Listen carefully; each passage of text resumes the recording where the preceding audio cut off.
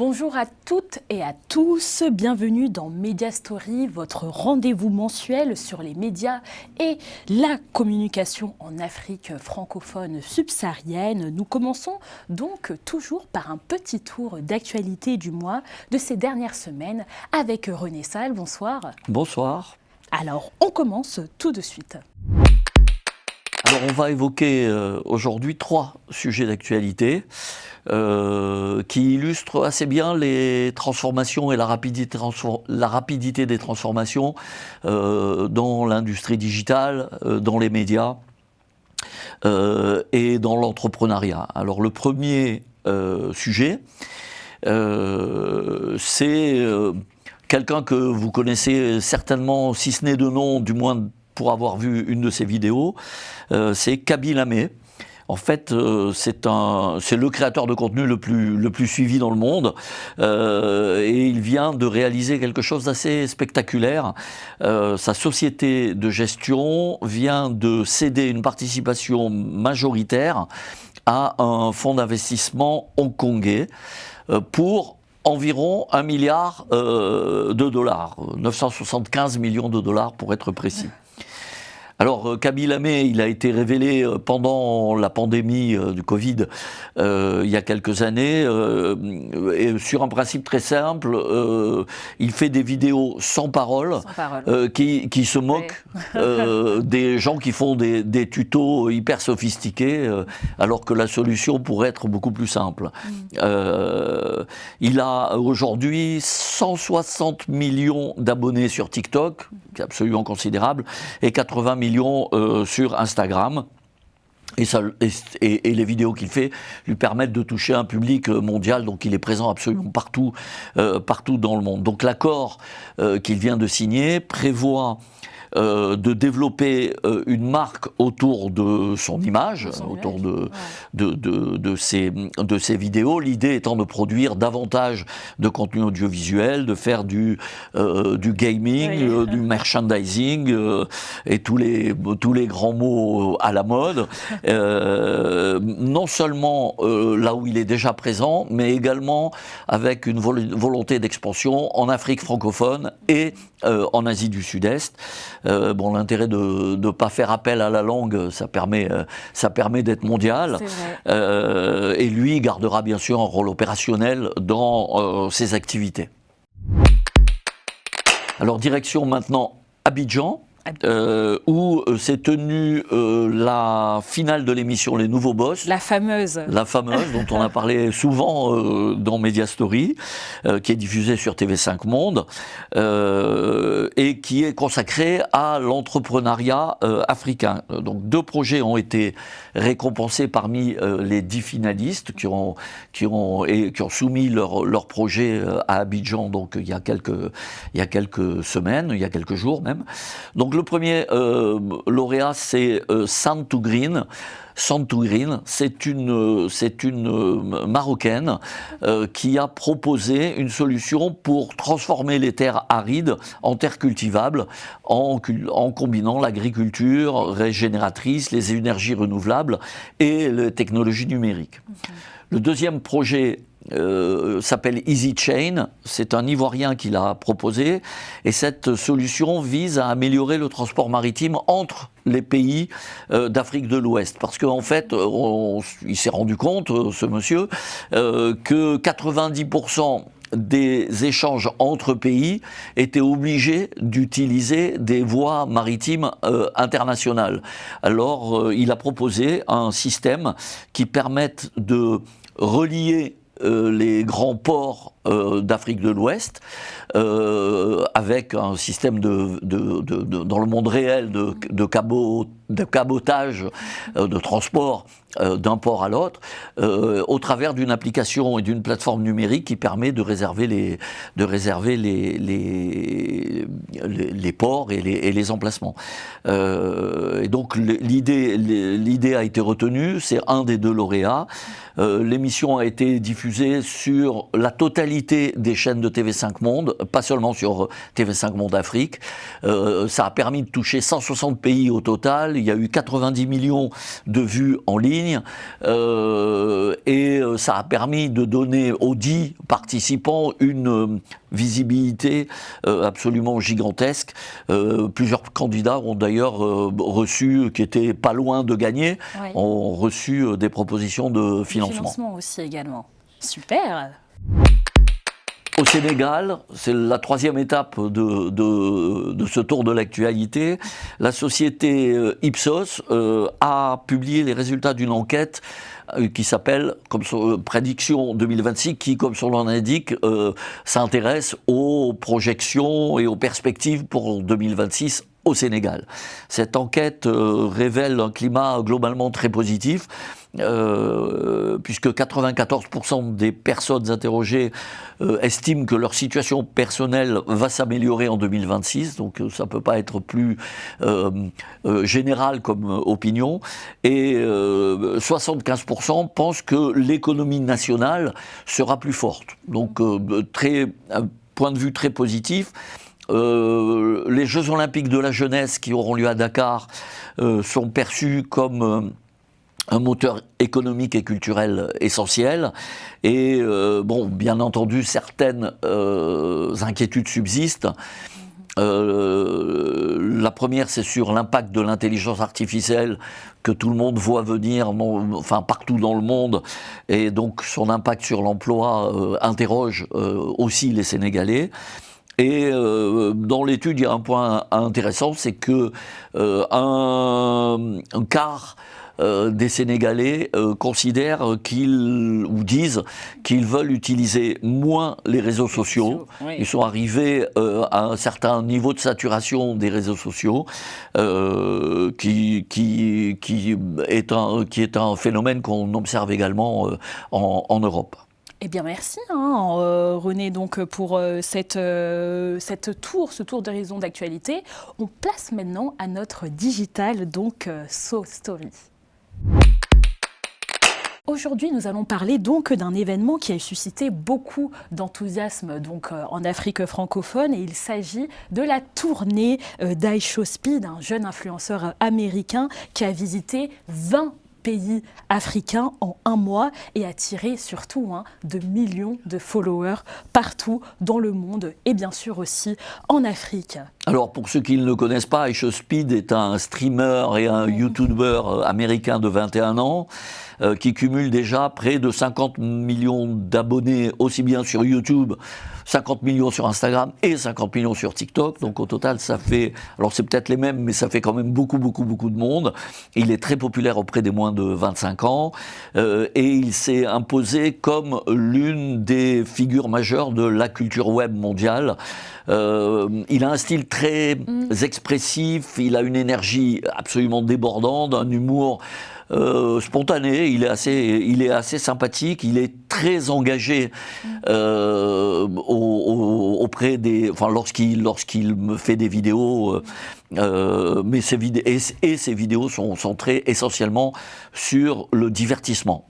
Et surtout très viral, parce que fin décembre 2025, il lance sa tournée donc Speed 12 Africa, et son objectif c'est de montrer l'Afrique telle qu'elle est vraiment, réellement, à son incidence donc mondiale. Il a commencé sa tournée donc en Angola avant de traverser, vous allez voir, l'Afrique australe, la région aussi des Grands Lacs, la Corne de l'Afrique, le Nigeria, le Maghreb, et elle s'est ensuite poursuivie en Afrique de l'Ouest, notamment au Sénégal, au Bénin et aussi en Côte d'Ivoire.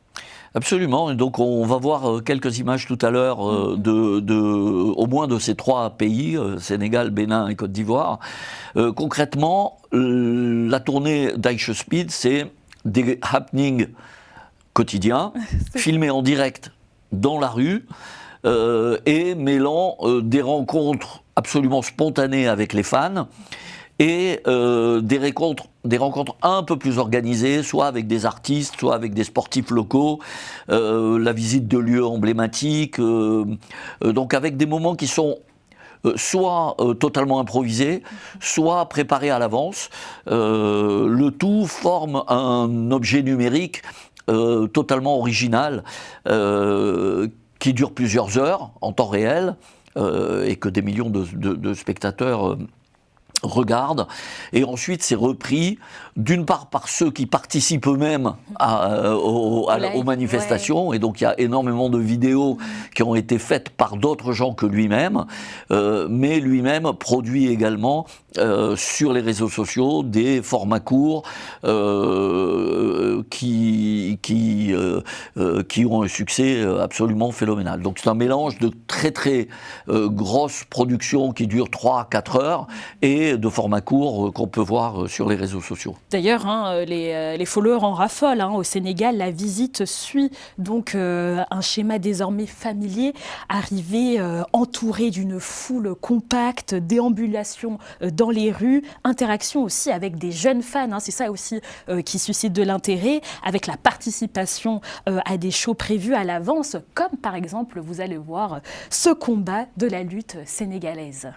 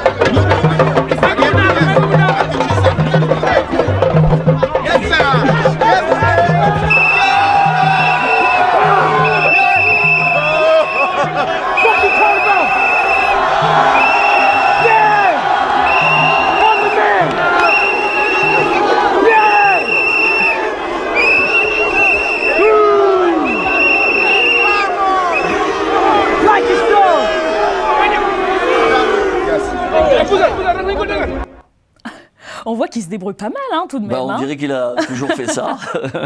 On dirait que c'est un lutteur sénégalais. En fait, effectivement, il participe de façon extrêmement forte aux événements. On va le voir aussi tout à l'heure. Il y a quelques extraits très, très sympathiques, aussi bien au Bénin qu'en Côte d'Ivoire. Donc, au Bénin, c'est le même accueil, spectaculaire. Dès l'aéroport de Cotonou, il y a une foule qui le suit. Mais on peut dire que la visite au Bénin a été plus encadrée, on va dire, parce que les autorités et les médias locaux ont tout à fait compris l'intérêt de cette exposition internationale, notamment auprès des jeunes publics qui consomment majoritairement des contenus digitaux. Et donc les sites officiels comme Visite Bénin ou même des sites gouvernementaux ont suivi son passage au Bénin du début à la fin, et en particulier lorsqu'il visite des endroits comme la place de l'Amazone à Cotonou ou lors des Vodun Days qui ont eu lieu tout à fait récemment. Ça a suscité un engouement populaire absolument gigantesque, et surtout une visibilité internationale inédite pour le Bénin et la culture vaudoune. On va voir 2 extraits de cette visite au Bénin qui sont assez spectaculaires également. What dance move is that?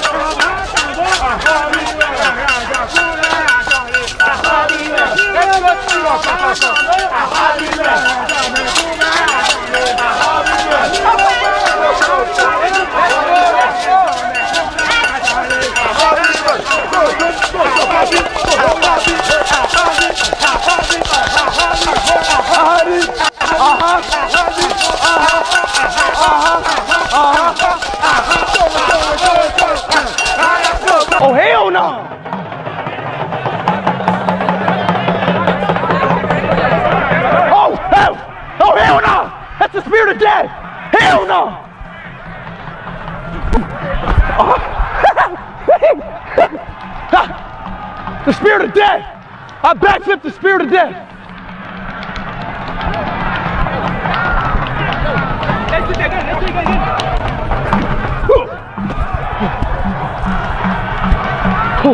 Oh crap.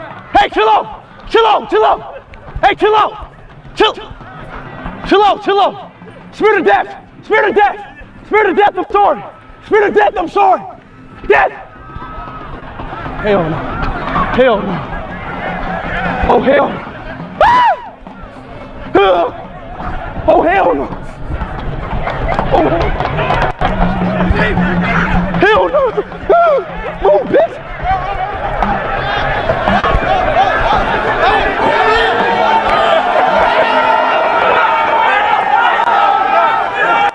Et vous n'êtes pas au bout de vos surprises, hein, parce que même à Abidjan, hein, sa présence suscite énormément d'intérêt et aussi a provoqué énormément d'attroupements, d'embouteillages, au point même de nécessiter tout de même la police locale en complétant du service d'ordre habituel que iShowSpeed a habituellement. Oui, il a son propre service d'ordre et ses propres gardes du corps, mais là, le succès a été absolument gigantesque. Il s'est rendu directement de l'aéroport à Yopougon, qui est un quartier très très populaire, très dynamique, qui est un quartier un peu emblématique d'Abidjan. Et il a participé à toutes sortes de choses. Il est allé dans un restaurant, il a rencontré Miss Côte d'Ivoire. Il s'est confronté à des artistes, à des sportifs, etc. Et en fait, ces images ont fait le tour du monde et ont fait une exposition directe absolument spectaculaire, donc du dynamisme ivoirien que ceux qui vont là-bas et ceux qui habitent là-bas connaissent bien. Et donc ces images sont extrêmement spectaculaires, on va en voir quelques-unes. Juste pour dire, ces images sont extraites du direct qui dure en 3 heures, 4 heures. Donc il y a des pics d'audience à des moments qu'on peut très bien voir sur YouTube. Il y a des pics d'audience où les gens ne voient qu'un petit extrait, etc. Mais tout ça peut être aussi vu en direct pendant 4 heures. Et on regarde ça.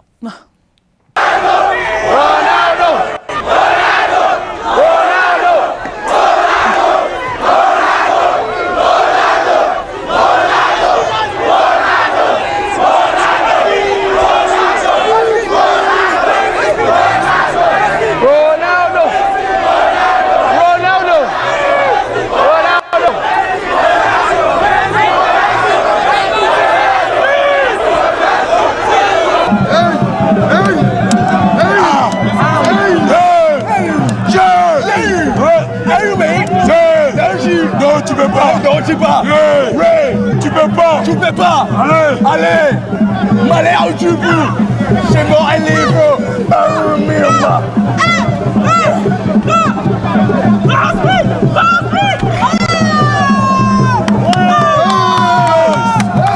tu peux pas,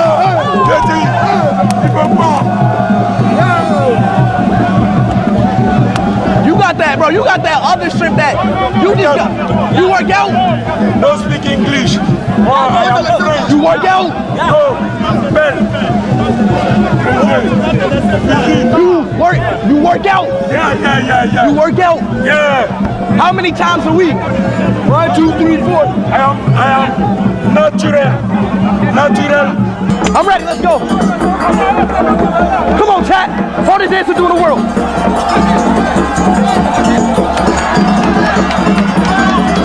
Come on.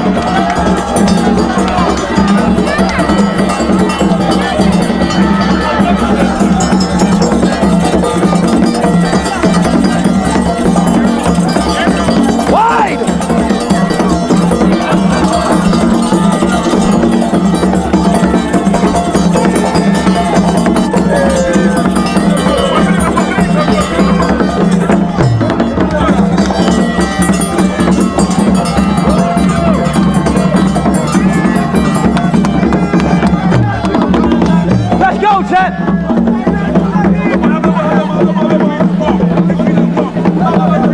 Let's go, Chad, come on.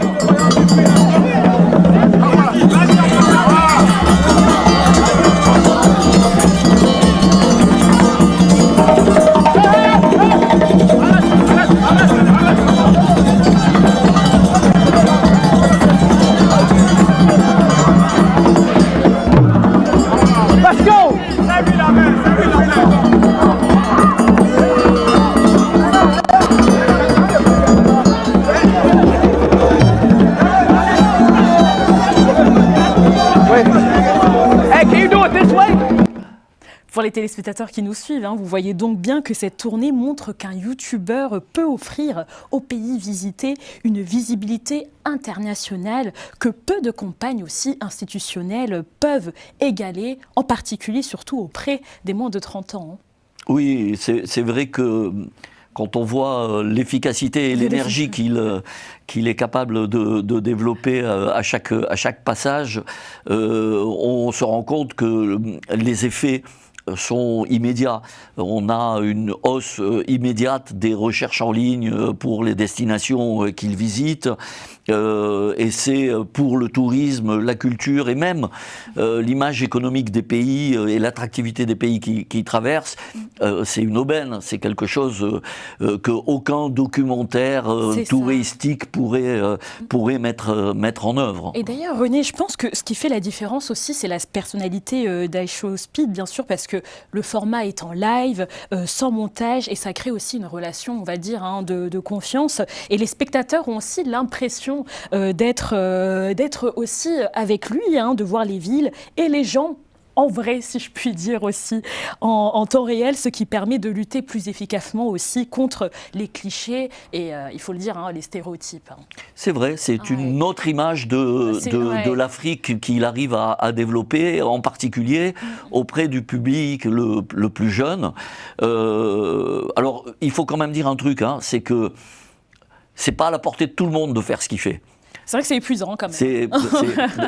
Pour faire ça, il faut plusieurs éléments qui sont assez difficiles à réunir. Il faut déjà partir avec une audience mondiale de plusieurs millions de personnes, parce que n'importe quel visiteur ne pourrait pas organiser une chose comme ça. Il faut être capable de produire des lives et des programmes courts quasiment en continu pendant toute la durée de la visite. Ça a duré 1 mois, ça a été alimenté en permanence pendant 1 mois. Ça veut dire qu'il faut une équipe tout à fait conséquente pour faire ça, ne serait-ce qu'au niveau du tournage. Il faut qu'il y ait des gens qui lui, se filment de temps en temps, mais il faut aussi des gens qui le filment avec différents angles, etc. Le troisième élément absolument fondamental, c'est qu'il faut une organisation absolument gigantesque pour pouvoir à la fois localement préparer les spectacles, préparer les interventions, l'encadrer lorsqu'il se déplace, donc gérer les déplacements, gérer les foules. Vous avez vu à Abidjan la foule qu'il y avait à Yopougon. À Yopougon, c'est absolument gigantesque. Et tout ça, il faut garder sa propre authenticité. Il faut être capable de continuer à être ce qu'il est, ce qui réussit absolument remarquablement. Eh bien, c'est la fin donc de cette rubrique donc Digital Story. Et maintenant, place à l'interview du mois. Bonjour Kayi Lumumba, bienvenue dans Media Story. Vous êtes donc le président du groupe Totem Experience qui réunit plusieurs activités, TX Agency, donc une agence de communication digitale. Nous avons aussi TX Factory, un studio de création de contenu et de concepts digitaux, et les Adicom Day qui rassemblent depuis 10 ans, il faut le dire, la plus grande communauté d'acteurs de la communication digitale en Afrique. Qu'est-ce qui fait, selon vous, cet ADN, si je puis dire, de Totem Experience ? Alors, Totem Experience, déjà, c'est le rêve de bâtir quelque chose d'unique, dans le sens que nous construisons le premier réseau d'agences digitales sur le continent, sur l'Afrique francophone. Et c'est bien parti, puisqu'aujourd'hui on est présent dans ces pays d'Afrique francophone, principalement en Afrique de l'Ouest et également en RDC. Et donc ça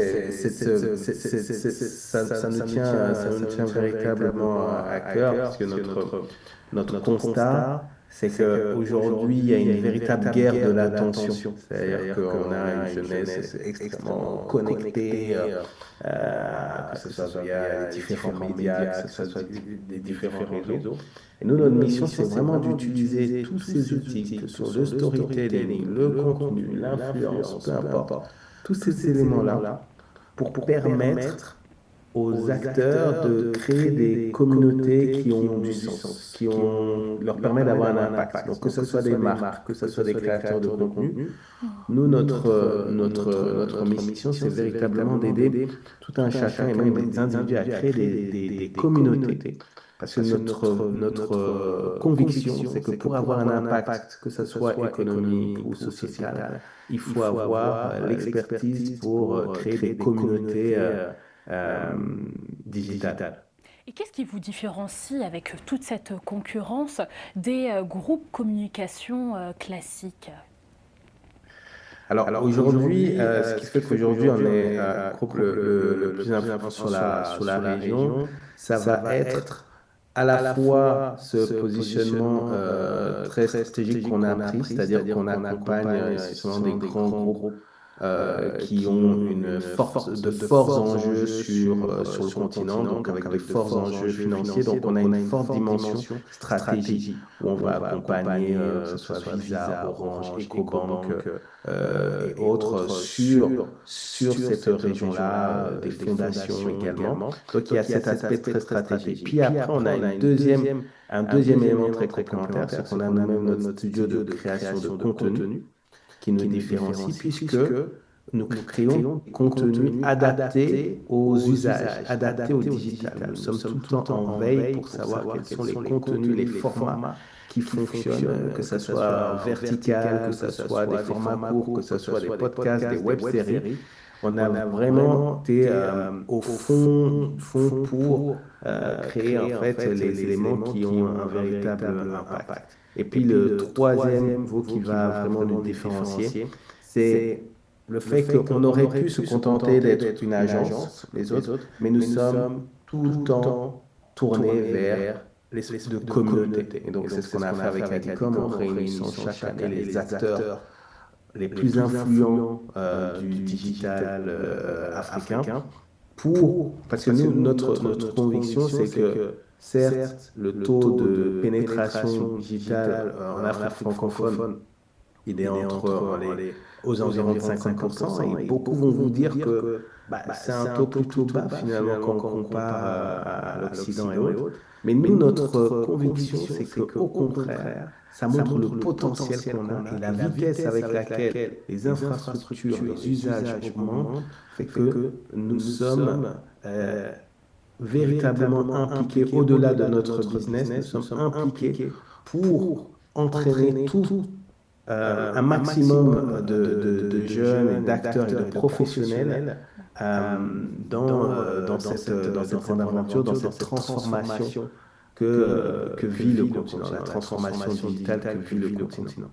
D'ailleurs, dans quel pays êtes-vous particulièrement implanté ou alors bien actif? Et surtout, on a envie de savoir aussi quels sont vos principaux clients. Est-ce des marques ou bien des institutions, des startups?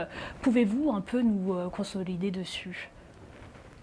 Alors, bien entendu, donc on a un ADN fortement panafricain dans tout ce qu'on fait.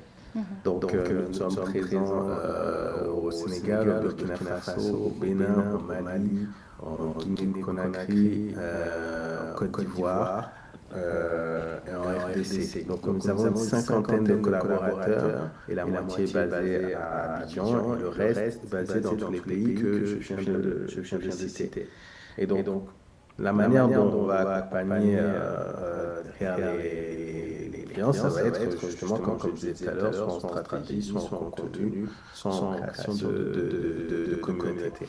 Mais notre force avec notre réseau, avec notre ADN panafricain, c'est que nous sommes capables également d'accompagner des grands groupes dont les sièges sont à Paris, à Casa, à Dubaï, à Joburg, pour réaliser des campagnes panafricaines. Donc nous réalisons des campagnes panafricaines. Nous avons réalisé une campagne panafricaine récemment pour Orange, MEAD, pour la région Afrique, pour faire la promotion de tous les programmes que réalise Orange pour développer les startups en Afrique. On a fait également pareil une campagne avant la Cannes pour Total Energy, également pour Coca-Cola pendant la Coupe du Monde. Donc on a cette capacité grâce à ce réseau à proposer des campagnes avec 15 pays, par exemple, qui vont avoir chacun des influenceurs. Donc, on a des pays où on est présent, puis des pays où on a des relais. Et donc là, c'est là où on arrive à faire, à vraiment faire la différence pour ces marques qui ont de grosses ambitions. Et d'ailleurs, en parlant d'ambition, parmi vos activités, il y a TX Factory, votre studio de création donc de contenu. Vous avez notamment produit pour Entrepreneur State of Africa 150 podcasts consacrés donc aux entrepreneurs africains. Qu'est-ce que vous faites de ce bilan? Pouvez-vous nous dire un peu aujourd'hui qu'est-ce qu'il en est de ce projet? D'accord, alors Entrepreneur State of Africa, c'est vraiment un projet coup de cœur, effectivement, qui nous a mis dans le projet, dans l'univers du podcast. Ce qu'il faut savoir, c'est que 80% des podcasts arrêtent leur aventure après 7 épisodes. Donc, le premier milestone, le premier objectif, c'était de faire 100 épisodes. Donc, je salue mon co-host Moulay Taboré, cofondateur de la startup Africa, et qu'on a créé ces discussions-là parce qu'on partait d'un constat, l'entrepreneur en général, mais l'entrepreneur africain en particulier, est souvent seul, isolé dans ses pensées, dans un coin, à essayer, plein de rêves, à essayer de développer son ambition. Et donc le podcast, c'était vraiment de créer ces discussions en invitant des grosses pointures du continent pour avoir ces discussions et montrer à tous ces entrepreneurs qui ne sont pas seuls. Et donc, qu'est-ce qu'on retient? Ce qu'on retient principalement, c'est encore une fois, on va dire, la manière dont on a brisé une idée reçue selon laquelle le jeune Africain s'intéresse qu'au contenu court, qu'au contenu divertissant.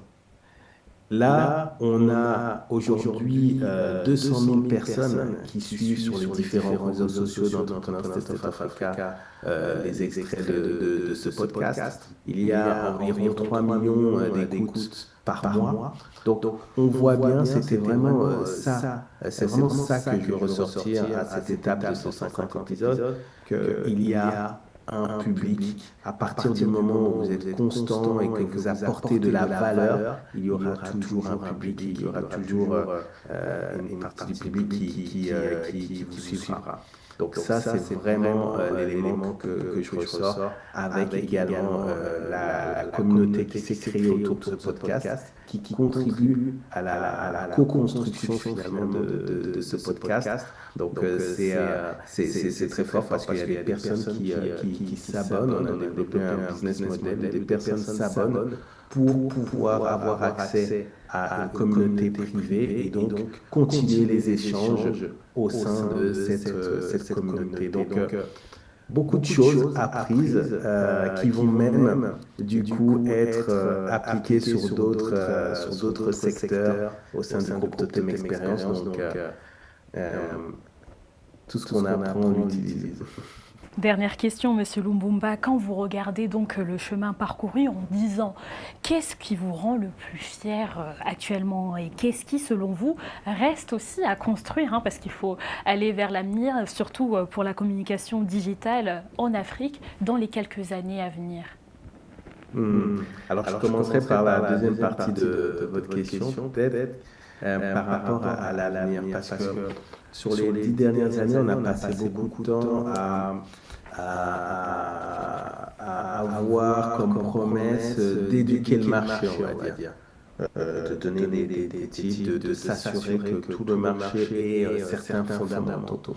Aujourd'hui, nous voulons avoir des thématiques avec un peu moins d'éducation, mais beaucoup plus d'impact, beaucoup plus orienté sur le business, beaucoup plus orienté sur le retour sur investissement. beaucoup plus orienté sur la data et des tendances qui peuvent être utilisables. Nous voulons vraiment que les gens comprennent qu'en venant à DICOM, je comprends les tendances et j'obtiens également les outils pour les exploiter. Ça va être extrêmement important pour ces 10 prochaines années. Ça va vraiment être ça qui va être au cœur. Et donc aujourd'hui, nous avons 3 cibles qui seront massivement présentes à DICOM, puisqu'on a les entrepreneurs du digital, on a les créateurs de contenu et influenceurs qui sont présents, et on a également tous les responsables marketing digital de la région qui seront présents. Et donc, on leur doit, sur ces 10 prochaines années, de leur donner les outils qui leur permettent de passer un cap. Donc ça, c'est vraiment ce qu'on attend sur les 10 prochaines années.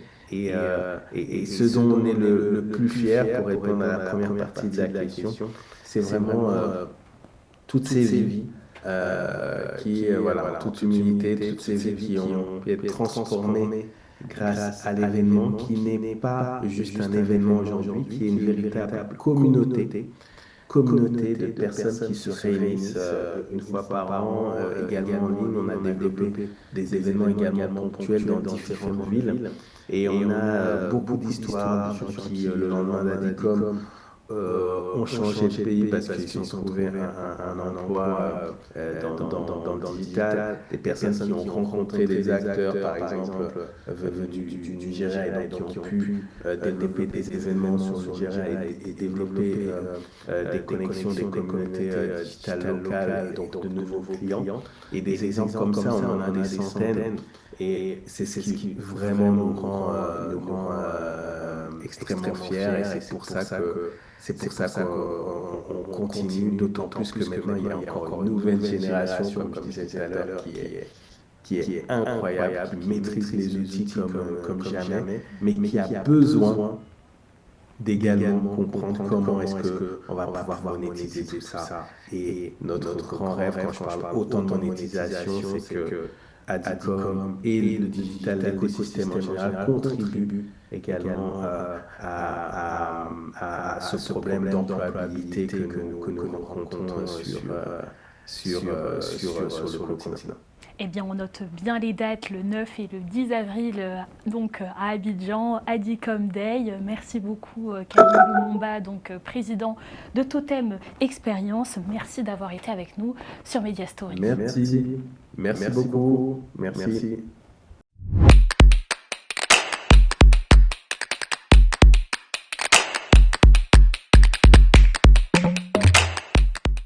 Voilà donc, René Sall, notre émission se termine. C'était donc le Mediastory du mois de février. On a pu faire ce grand tour d'actualité, même aussi au niveau digital, et surtout ce entretien avec Kayilou Momba de Totem Expérience. On se retrouve donc le mois prochain pour de nouvelles surprises et de nouvelles aussi actualités au niveau numérique et surtout des médias francophones en Afrique subsaharienne. Avec grand plaisir. À bientôt.